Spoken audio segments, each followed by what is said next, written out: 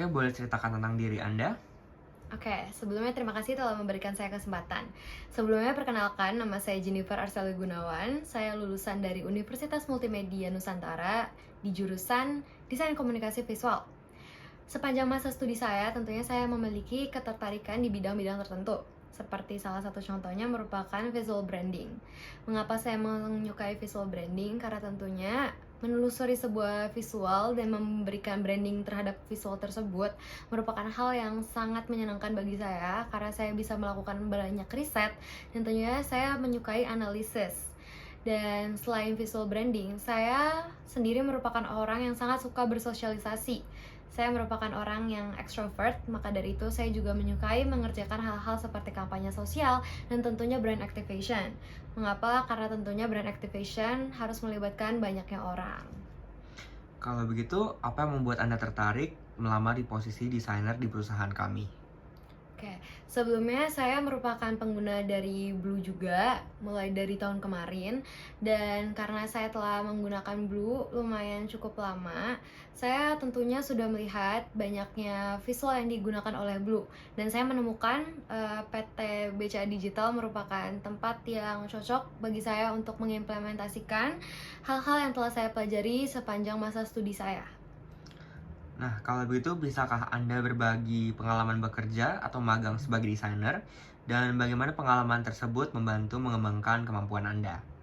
Baik, sebelumnya saya pernah bekerja sebagai salah satu graphic designer di sebuah gereja youth di Cirebon, dan tentunya bekerja di sebuah gereja melibatkan banyaknya orang dan tentunya melibatkan berbagai perspektif dari orang-orang tersebut.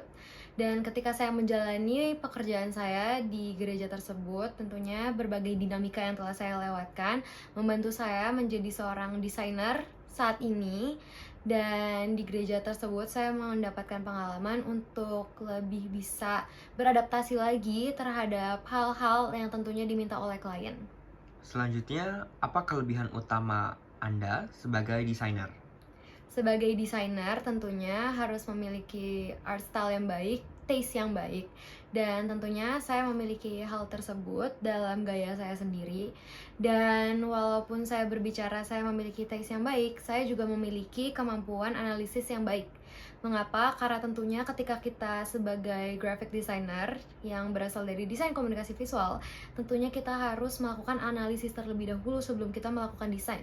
Karena balik lagi, desain yang akan kita lakukan tentunya ingin fungsional bagi berbagai orang. Seperti yang akan saya lakukan di PT BCA Digital, saya tentunya akan membuat desain yang berfungsi bagi orang-orang banyak. Lalu, apa kekurangan Anda sebagai desainer?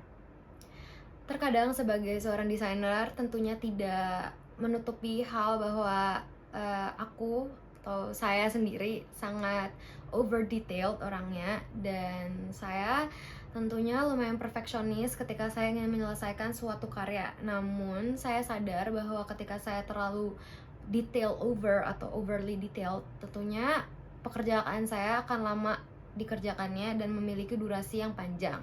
Namun untuk hal tersebut saya memiliki solusi, yaitu saya lebih bisa untuk memanajemen waktu saya juga bisa lebih memadatkan pekerjaan saya tentunya tanpa mengorbankan kualitas dari karya saya. Lalu, bagaimana Anda dapat mendeskripsikan gaya desain Anda? Dari mana Anda mendapatkan inspirasi untuk karya-karya Anda? Untuk sebelumnya, untuk inspirasi tentunya saya sering melihat aplikasi-aplikasi seperti Behance dan juga Pinterest untuk mendapatkan inspirasi. Dan tentunya untuk selanjutnya Karya favorit? untuk karya favorit tentunya saya memiliki karya favorit saya yaitu buku ini. Dan untuk buku ini saya mendapatkan brief bahwa briefnya tersebut adalah kliennya merupakan anak-anak. Jadi saya menyesuaikan gaya visual saya yaitu dengan menggunakan handcrafted and with colorful details. Dan tentunya untuk gaya bahasanya juga saya sesuaikan lagi dengan klien. Dan tentunya untuk menjawab pertanyaan sebelumnya yang bagaimana saya menyesuaikan gaya saya, tentunya saya akan menyesuaikan lagi terhadap kebutuhan dari klien. Ketika klien meminta kepada saya untuk target usianya berapa sampai berapa, tentunya saya akan melakukan riset terlebih dahulu bagaimana gaya tersebut atau gaya apa yang kira-kira cocok untuk klien tersebut. Selanjutnya, bagaimana cara Anda bekerja dalam tim? Tentunya sebelum itu saya sudah bekerja dalam beberapa tim, dan ketika saya bekerja di dalam tim ada satu hal yang menurut saya sangat penting untuk dilakukan, yaitu respect.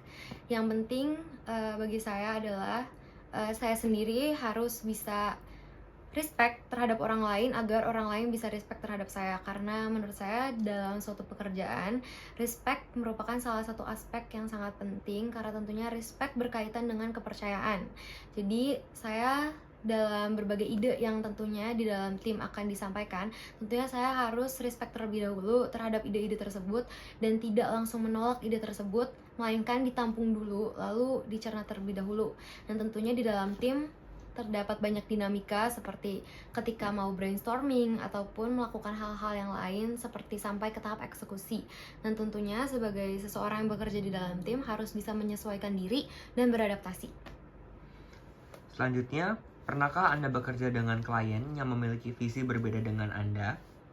Tentunya saya pernah mengalami hal tersebut, dan tentunya hal tersebut merupakan suatu challenge terbaru dalam hidup saya, karena ketika saya mendapatkan klien yang berbeda visi dari saya atau tentunya berbeda gaya desain dengan saya, hal tersebut menjadi suatu challenges yang eye opening untuk saya sendiri, karena memiliki klien yang berbeda visi dengan saya sendiri, tentunya saya sendiri harus beradaptasi mengikuti kemauan klien.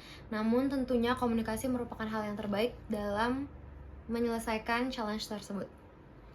Terakhir, bagaimana Anda melihat masa depan Anda sebagai desainer di era AI dan bagaimana Anda beradaptasi?